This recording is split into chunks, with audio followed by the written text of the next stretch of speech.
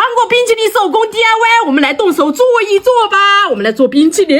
哎，好了，它这个是用挤压的方式把它做出来的。好，我们把这个先放一边，来上这个水槽哈。好，把这个粉给它倒进去，我们称它为1号粉吧。来，把它这个旁边给它剪掉。哎。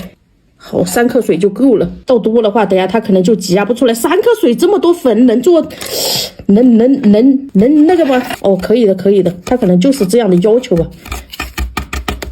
好，把它直接给它怼进去吧。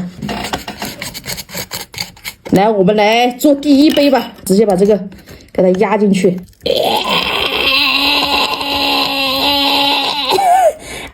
这个是做冰淇淋吗？我的天啦，我怎么感觉在做拉拉面一样的？哇，而且也好费劲啊！你看啊，宝子们，我的手都捏扁掉了啊！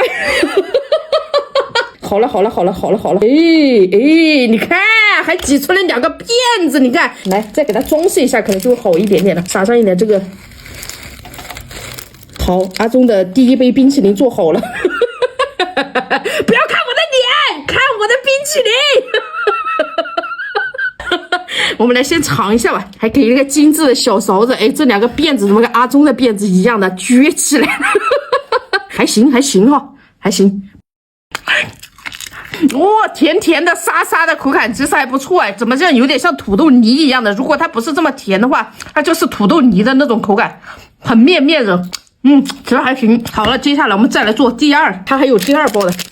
好，这次是红色的。哇，好吃！这是多倒一点吧。好啊，好甜。哎，这样就行了吧？对，它应该就是要这种状态。好，哎，它变成这种液体胀开就好了。好嘞 ，OK， 开始了。我的杯子，这次的杯子它精致一点点哈。哇，这样才是对的。对，就是这样的。哎，它上面这个还有这个黄色的这个在上面。麦片，哎呀，倒多了啊！麦片比这个好吃多了。那我直接吃麦片好了，还给2块小饼干，算了，直接拿饼干吃吧。你们以为我会把它咬破吗？不，我才不会把它咬破的。把这冰淇淋给它倒一点出来。新吃法，冰淇淋夹饼干，好完美。还是饼干好吃，还得再加多加一点燕麦。